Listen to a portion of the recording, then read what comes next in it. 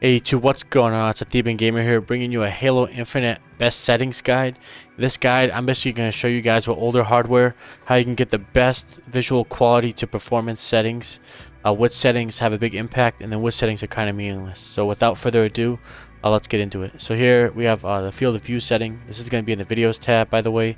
The field of view setting is going to leave as is. You don't want to, change the setting too much, just because it'll affect how much you see of the map, and whatever performance increase it is, it's not going to be worth it. Here you're going to have the borderless full screen setting. In this setting, just leave that on. You do not want to have a window, because the window itself will actually lower your FPS just by playing like that. For the resolution scale, just set that to your native resolution, because we want to make sure that we don't lose our visual quality, right? So that we're not playing at a lower resolution unless we have to. If for some reason your graphics card is so old you can't really play at that resolution, then don't fear, just set it to 1600 by 900. That's really close to 1920 by 1080, right? 1080p gaming, so that you're not really going to be losing out on much. Minimum frame rate, this is usually set to 30. Just set that to off. Maximum frame rate, just make sure that that's unlocked, just so we can get the most FPS possible. VSync, you can turn that off. If you turn this on, it's basically going to set your frame rate max to what your monitor's refresh rate is, and for many people that's going to be 60 FPS, so you don't want to be doing that. Plus it takes more resources to do this. Limit inactive frame rate, just turn that off. It really doesn't matter, to be honest. I believe this is only for the menu, but that should be fine. So for the quality presets, you're going to put the custom settings in, and here are the settings that I find work really great for me, and that give me the most FPS without losing too much visual quality. So let's get started. The first one is going to be anti-aliasing. Here for anti-aliasing, you're basically going to put it on low. Low, it doesn't really make that much difference for this game engine. Some engines it affects it, but here it doesn't. But it makes a huge performance difference. So you're going to put that on low. Texture filtering, you're going to put that on medium. Again, if you need to, you can put on low. For all these settings, if you need to and you have a worse graphics card, just put them on low and play how you can play. But for now, this guide is primarily just to preserve our visual quality as much as possible. Ambient Occlusion, this is going to be basically the edges of shadows and stuff like that, some of the lighting effects as well. You're just going to put that to medium, and if you really need to, you can put it to low. It doesn't really affect how the game looks that much. Texture quality, here it depends on the graphics card you have. This is probably one of the biggest settings in this control panel here, and basically you're going to keep this on high. If you find that you need more FPS, right, or you're just not even getting that 60 FPS standard, safely put that down to medium. This depends on your VRAM. If you have at least 6 gigs of VRAM like I do, I'm currently running a 980 Ti, so a really budget old graphics card, but it's basically still it still can play this game pretty well. So in this case, I can do high. If you look to the right, you're going to see the VRAM usage is not even at the ideal state, right? So we're pretty good here in terms of texture quality. And again, if you need to, just go on the medium. Geometry quality, this one makes a huge difference. Basically it's just going to show at further distances, and also maybe just like how certain objects are rendered in. You're going to actually put that to low. This one doesn't really make a huge impact on the visuals as much, and if you put it on medium, it takes a lot more processing power to kind of render everything in. So keep that on low.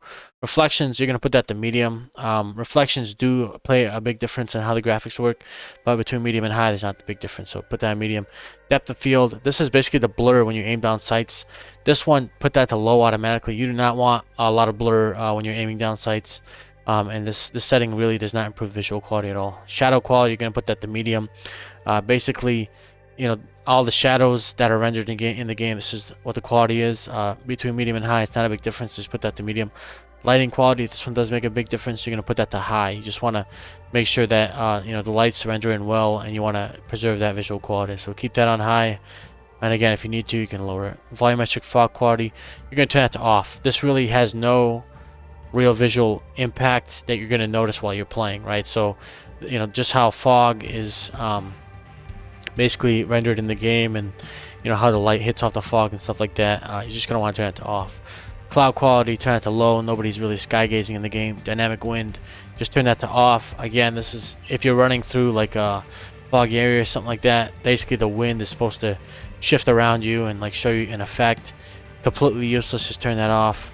Ground cover quality, this one's on low currently. You're basically going to want to turn this, just keep it on low basically. because this is just for small rocks and stuff like that. Again, not a lot of people are staring directly at the ground for most of the game, so just keep that on low. Effects quality, keep it on medium, just for explosions and stuff like that. You want those visual effects to kind of keep their fidelity. If you need to, you can put on low, but for now, you don't really need to do that. Decal quality, keep that on low. This is for bullet holes and tire tracks, stuff like that. Again, you don't really need to have that stuff to have great visuals. Animation quality, put that on auto. Terrain quality, keep that on medium. This one, again, is not really the biggest, I would say, difference in graphics because the terrain kind of looks similar either way, but just keep that on medium. Simulation quality, this one's kind of a dumb setting in my opinion. It basically shows how like vehicle suspension and other sandbox stuff, you know, are simulated. Are they simulated accurately, or is it just game-like? In this case, just put that to low. It's the same through all these settings. You're not going to notice it.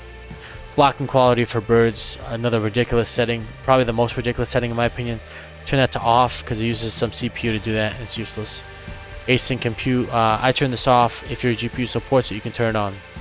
Blur, take that to 0. You do not want any blur in the game, or I personally don't want it, and you don't want that graphic to take up, you know, processing power. Screen shake, I put that to 0. Exposure, keep it as is, and then full screen effects, I keep it as is. Speed lines, completely turn that off. No one wants to have those lines in while you're running. And sharpening, you keep the same. So if you look back, these are all the video settings. You know, in the video tab, these are the most important settings. They're gonna basically, you know, determine your visual quality and your performance. And as you can see, even with the 980 Ti, I'm getting 74 FPS in the menu, and in the game I get about 65 to 75 FPS, depending on the map. So these settings work extremely well for me. They still make the game look good, and they're still, you know, they're still very effective. Now, one other thing that people don't see is there's actually more graphic settings in the UI. That's the one that people don't really recognize. So we're going to go over those settings as well. So if you go down to the UI and you go down to UI visual effects, these effects you also do want to turn off, just so that you're not having extra effects that are, you know, not really game changing in the graphics. So chromatic aberration, turn it off. Bloom, turn that off again for the HUD. Parallax, just turn that off, right? So all three of these you're just going to turn off. They don't really make a big difference, so it's not really that big of a deal. So yeah, if you look at these settings, you can kind of go back in the video, see the individual settings. These settings are going to basically guarantee for most people, even if you own something as old as like a 1060, it's going to guarantee you above 60 FPS. It's going to really allow you to play the game, have fun, play with your friends, and just, you know, enjoy the game without having to upgrade your graphics card. So this has been the Theban Gamer, bringing you guys some more Halo Infinite information. Make sure to like, comment, subscribe, and I'll talk to you guys on the next one.